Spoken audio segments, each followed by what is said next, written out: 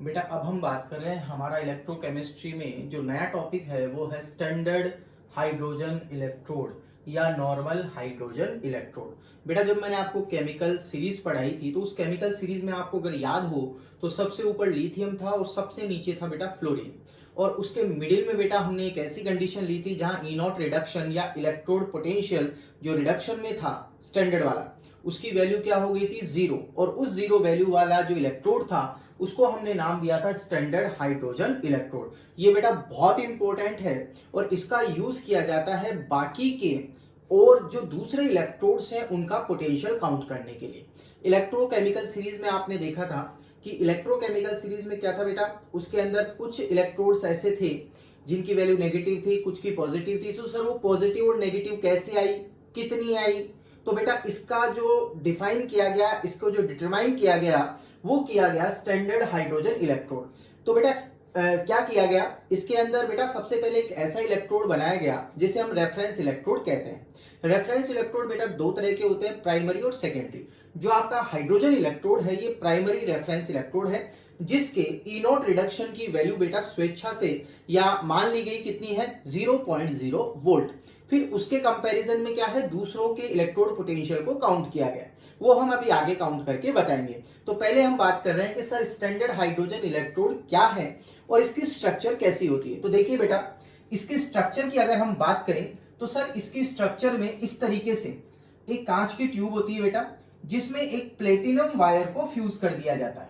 कांच की ट्यूब में क्या हो, ये बेटा ग्लास ट्यूब होती है, एक ग्लास ट्यूब, और इस ट्यूब के अंदर प्लेटिनम वायर को फ्यूज कर दिया जाता है, ये आपका प्लेटिनम वायर। तो ये भी एक इलेक्ट्रोड की तरह काम करेगा। यहां से हाइड्रोजन गैस पास की जाती है 1 बार पर, स्टैंडर्ड कंडीशन रखी जाती है बेटा। अब यहां पर एक प्लेटिनम की फॉयल होती है जिसको प्लेटिनम ब्लैक से कोटेड कर दिया जाता है, प्लेटिनम ब्लैक से, और इस पूरे सिस्टम को 1 मोलर HCl के सॉल्यूशन में डिप कर दिया जाता है। ये आपके SHE की स्ट्रक्चर है।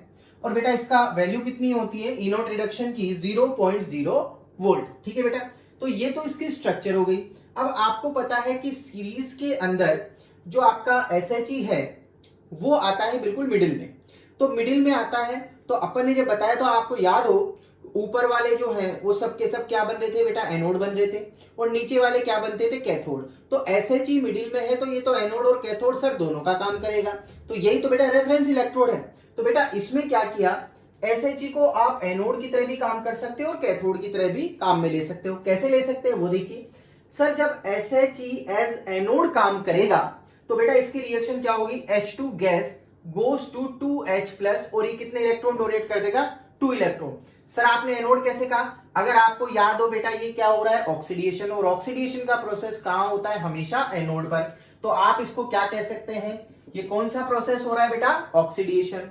अगर मैं जैसे मान लीजिए मैंने रिएक्शन ली थी, अब मैंने बेटा ये क्या दिया है, ये मैंने दिया है बेटा सेल प्रेजेंटेशन, हाफ सेल। बेटा ये आधा सेल है, इस आधे सेल से आप दूसरे आधे सेल को ऐड करोगे, गैल्वेनिक सेल बनाओगे, तो फिर उसका वोल्टेज काउंट किया जा सकता है कि उसका EMF कितना है।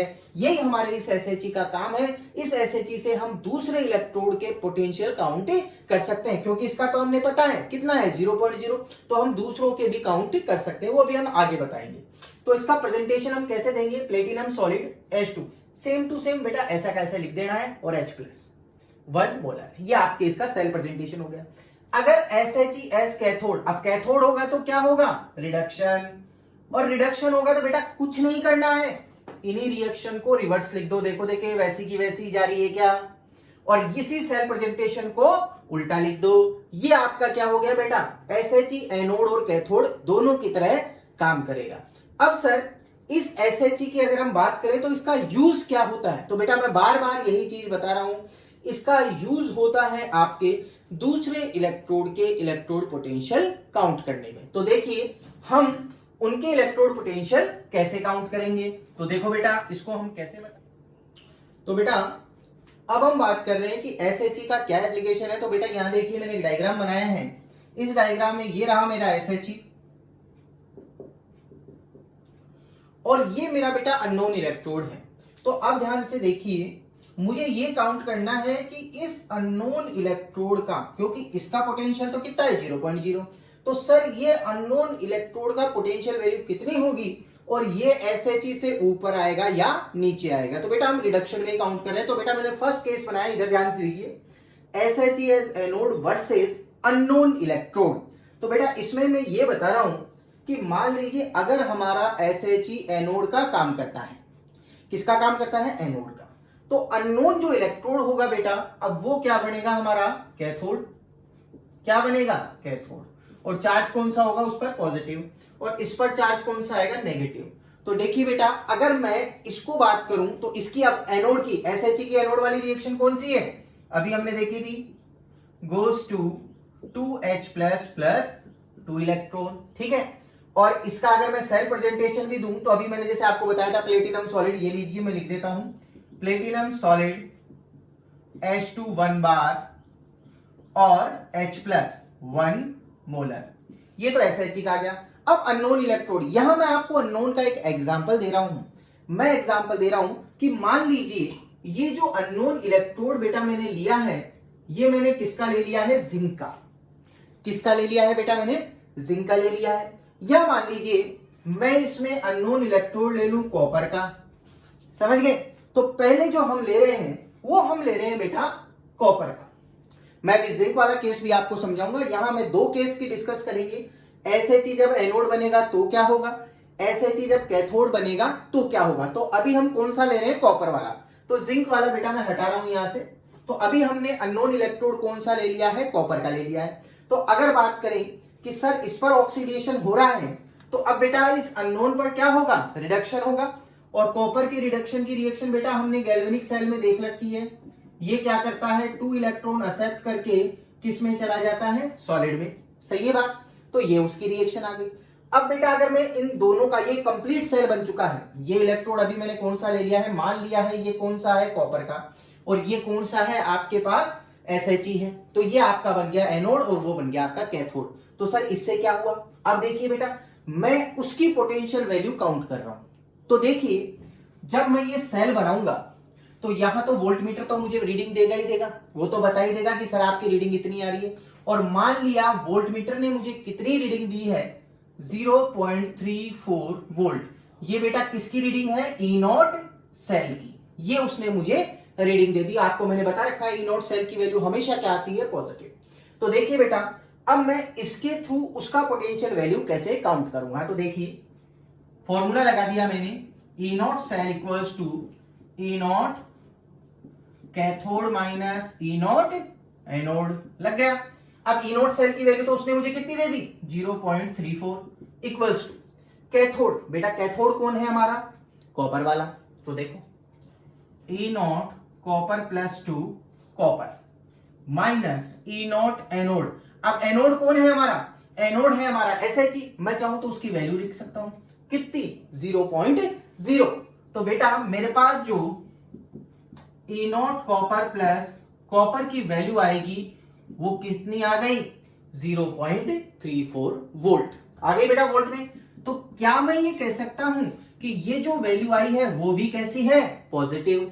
और पॉजिटिव वैल्यू कब आती है? जब आपके जो मेटल्स हैं या जो आपके सब्सटेंस है वो SHE से कैसे हो? नीचे, सीरीज में। अगर आपको याद हो तो सीरीज में जो नीचे रहता है उसकी वैल्यू पॉजिटिव आती है, और SHE से जो ऊपर वाले थे उनकी वैल्यू क्या आएगी बेटा? नेगेटिव। वापस समझ लीजिए, जब आपका SHE एनोड का काम करेगा तो बेटा आपको ये वैल्यू काउंट करनी है कि ये कितनी आएगी? कैथोड वाली, क्योंकि ये तो एनोड बन रहा है। अननोन कौन है? कैथोड।